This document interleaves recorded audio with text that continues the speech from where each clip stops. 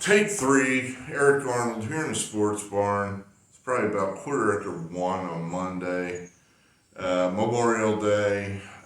We're behind. We're making bad videos. We're forgetting to turn phones off, and that interrupts the video. It mess. Darn. Old business. We won 3.5 units yesterday. We won 3.5 units Saturday. We lost like 7 units on Friday. Complete disaster.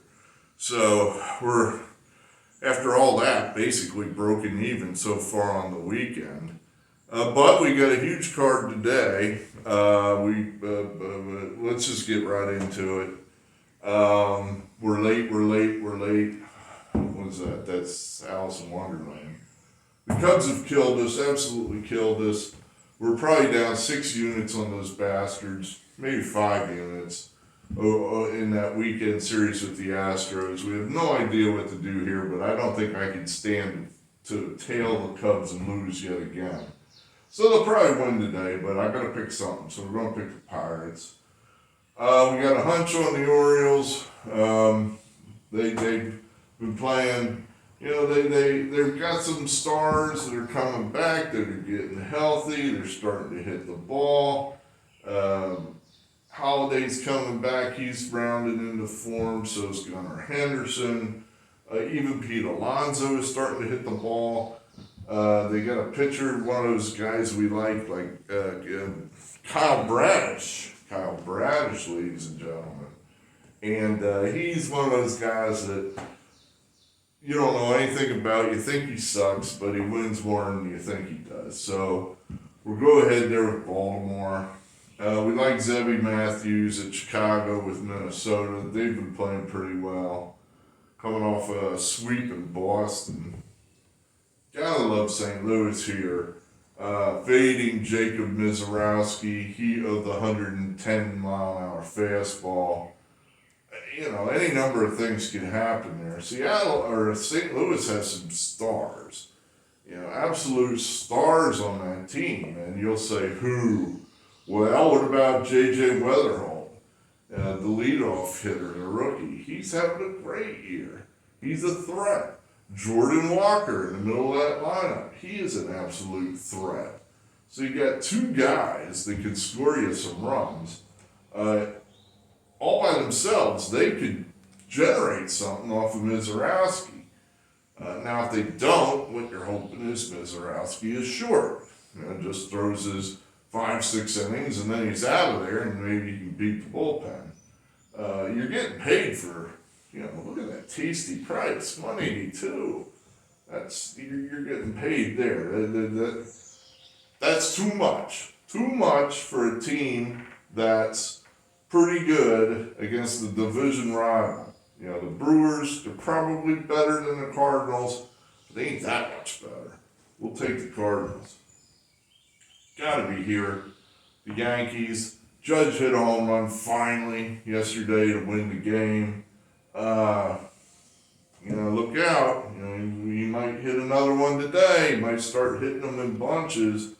The Yankees might be ready to break out. Go on another run of excellence. So I think that's a pretty cheap price. The Royals are not that good. I know they played okay against the Mariners, and I still don't think they're playing that well. So I don't think that's a hateful price there for a team that's clearly better than the other team. The Reds, my thinking there, Lodolo, I believe, has blister issues. He has pitched like total ass his first time, 3 times out. But I think that blister, maybe it's about ready to turn into a callus. And his control's gonna sharpen up, and he's gonna have a decent outing. I don't know how you lay 150 with the Mets. They're not scoring. They just aren't playing well. And young players brought up notwithstanding. They scored, 4 or 5 runs in Miami this weekend. That's it. I'm not laying 150 with them. I'm just not. The model says the Giants. I don't have a rationale one way or the other. I had, like I said, my default setting on the Giants coming into the season was tail 'em. I don't know why. I do know why. It was the new coach. I liked. It's like, wow, they're doing something different. They're bringing in a guy that is going to build a culture of winning because that's all he did in college. And, well, it hadn't worked out so far. But season's young, youngish. It's not that young. And we're going to go ahead there. We're going to go ahead here with Landon Rupp. We were just talking about the Nationals when the damn phone rang.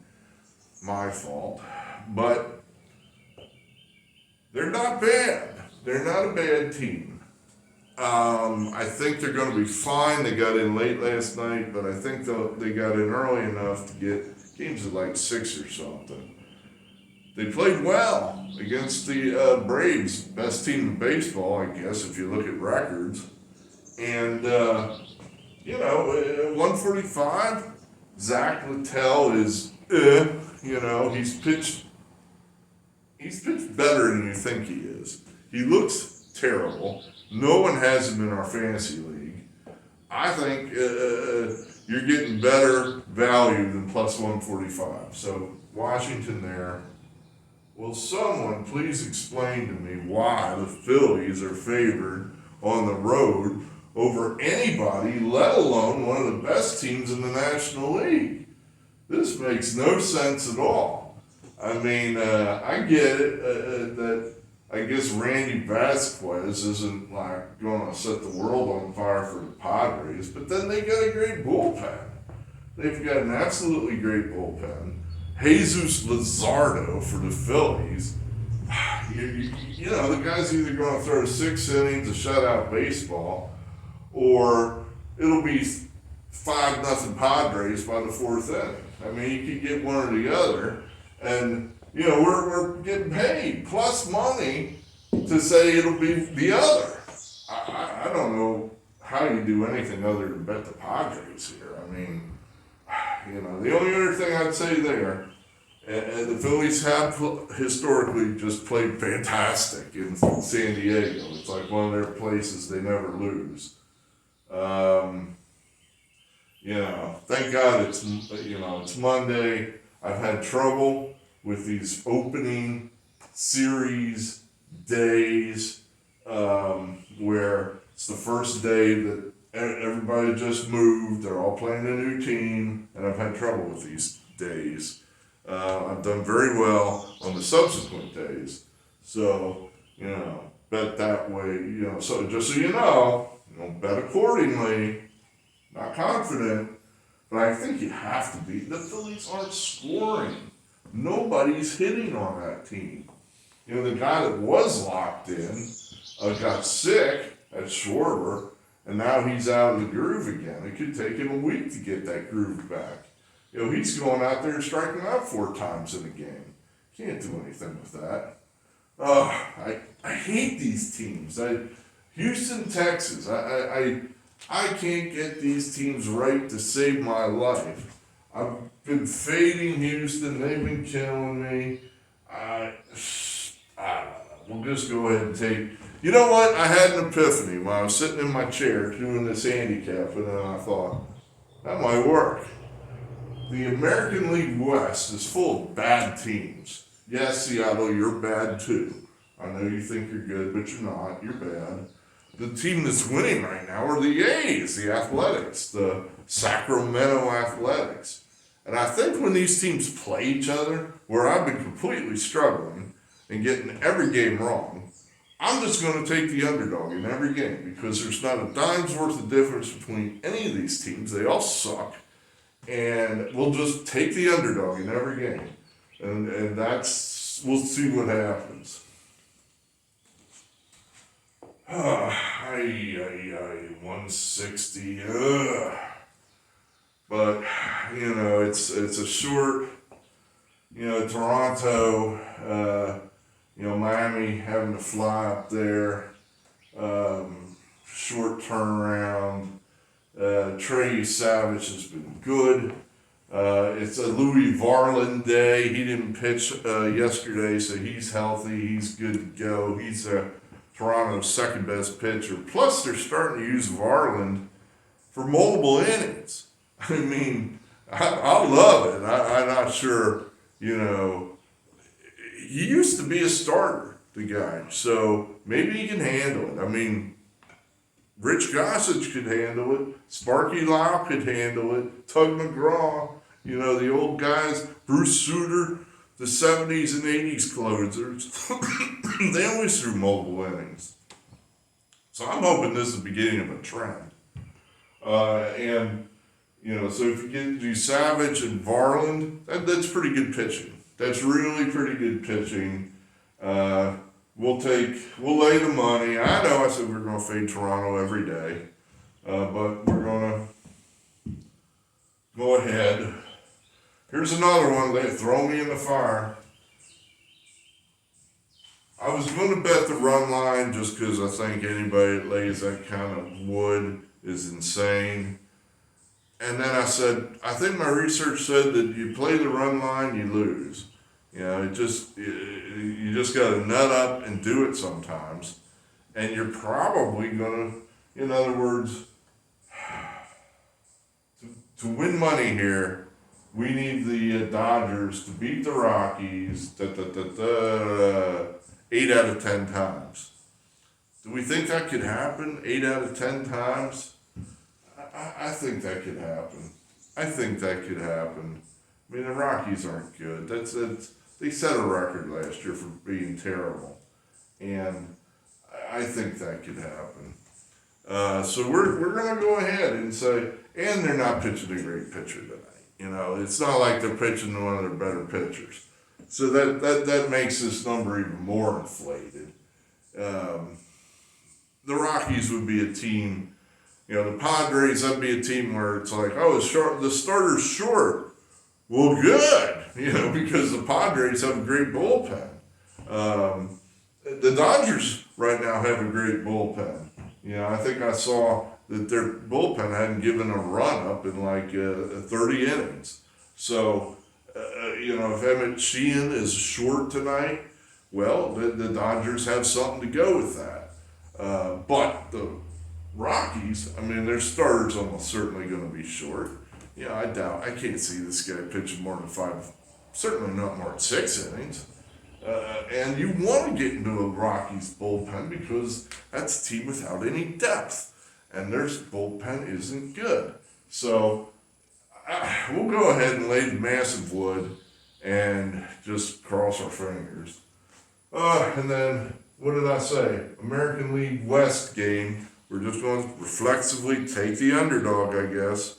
The A's won last night against the good team, the Padres. There was a play there in the late innings. I flipped the game on. The A's were up, I believe, 1 or 2 runs, and I think it was probably 8th or 9th inning. They had the leadoff guy on, so here's Nick Kurtz, and dude drops down a bunt. They had, I know you're not allowed to shift anymore, but they had the, as far as we can move guys and still be legal, shift on, where the third baseman is basically playing somewhere around shortstop position. And so that whole side's open, and he just goes, doot, and it was perfect, easy single, never even in question. And I thought, wow, you know what? These guys want to win. You don't do that unless you're thinking team baseball. If that guy's up there worried about his RBI count, or, I need to get my home run counts up, he takes a swing, which I would say a lot of players would have done. But this guy's saying to himself, we need an insurance run. We need another run right now would really help us win this game. Just one run. I don't need 10. I don't need 4. I need 1. So he bunts, and they get the run. And I thought, that's a team I want to bet on. I want to bet on Oakland. That's a team I told you. I think that's a team that the core of that team we could be looking at, a team that's going to be good for the next 5 to 10 years. Yeah, maybe 2-3 years from now. But this is the young core that's coming in that division or that league, whatever you want to say. They got some real good young players. Okay, that's it. I hope to break even today. Honestly, that's my goal. I don't feel good about a lot of these games. The model doesn't have a lot. The guardrails aren't really very good in these type of days where it's the first day of a series. So we're a little bit, so I hope to break even. I wouldn't be wagering a lot on these picks if I were you. That's disclaimer over. Let's get the video on the net. Thank you for being here, all 7 or 8 of you. We'll talk again.